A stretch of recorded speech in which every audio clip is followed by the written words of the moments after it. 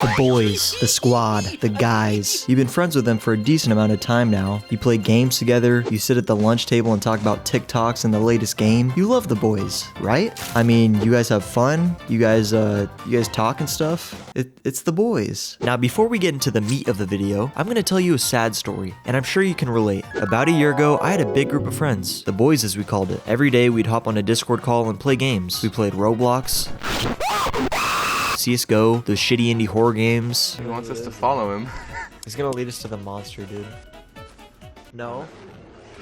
But our group was like no other. We were really, let's say, open about things. And some of the boys would stop playing the game and announce that they're gonna jerk off and they'll be back in a few minutes. As a matter of fact, some of them wouldn't even fucking leave the call. They'd just go on mute and start stroking their shit while hearing our gaming callouts. But besides that, I had a really good time with the boys. And still to this day, I miss some of the things we did. Then I decided it would be best if I stopped playing video games. So I stopped playing with them, and in doing so, the friendship slowly started to die. This isn't a surprise. It's part of life. We mature and move on from different people. At least, that's what we think. What if I were to tell you that there's a deeper reason? We're starting to enter the meat of the video, the cock if you will. What if I were to tell you that these friends of yours weren't even your friends in the first place? Now let me explain. To understand this on a deeper level, we first have to understand what a friendship even is. I mean, we all have friends, but do we truly even know why we're friends? If you really break it down, all a friendship is an exchange of value. I give you this, you give me that, us happy, us friends. The problem with this is that the value exchange in most friendships is very small. It's not a very big exchange, but because we're still making an exchange,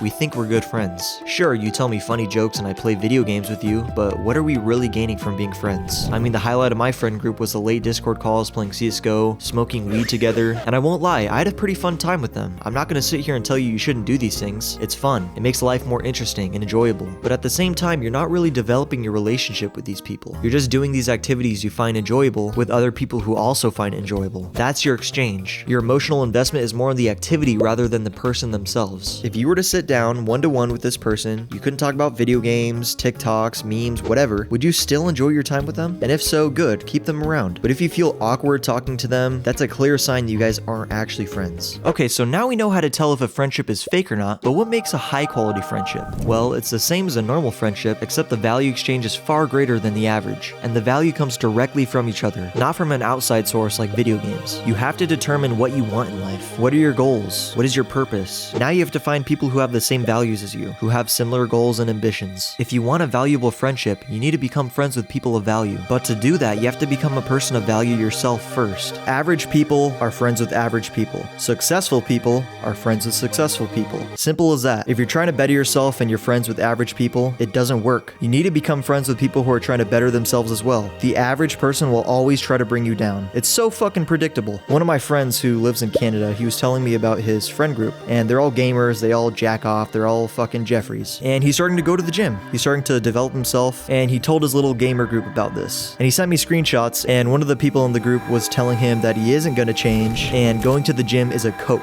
What? Bro, what are you talking about, man? The best thing to do is to stop being friends with these people entirely and start focusing on yourself. Start building good habits, learn new things, develop your skills. There's things you need to do, but what's stopping you is the people constantly telling you that working out is cope and doing these things is a waste of time. You're gonna have to go through a lone wolf stage. And I get it, most people are scared of being alone, but this is the only way you'll eventually meet high quality people, and the only way you'll become high quality yourself. And when you're on this journey, you'll start to realize that the majority of people aren't worth your time. And the reason for this is because nobody stands for anything. Most people suppress their true thoughts and opinions just to fit in with society. They don't stand up for what they believe in. They're just slaves to the thought of, what if they don't like me? If you stand for nothing, eventually you will become nothing. Always remember that. When you start developing yourself, it'll be a lot easier to see through people's bullshit. But for now, I'm gonna leave you with one piece of advice. There's one trait in a person that you want to stay far away from. These kinds of people are parasites to your friendship, and chances are you're friends with one of them right now. As a matter of fact,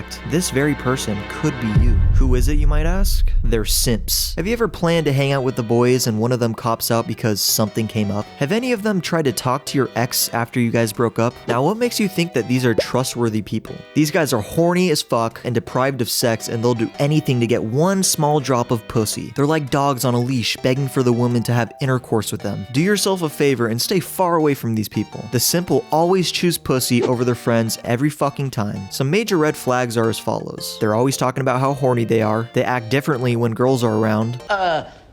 It's 10:33. What? And their Instagram feed is filled with OnlyFans models. If these red flags make themselves apparent, it's time to get new friends. If this person is you, have some self-awareness, address the problem, and fix it. Alright, that's all for today, guys. Make sure to smash the f*** out of that like button, and maybe hit that little subscribe button. And I'll see you all in the next one.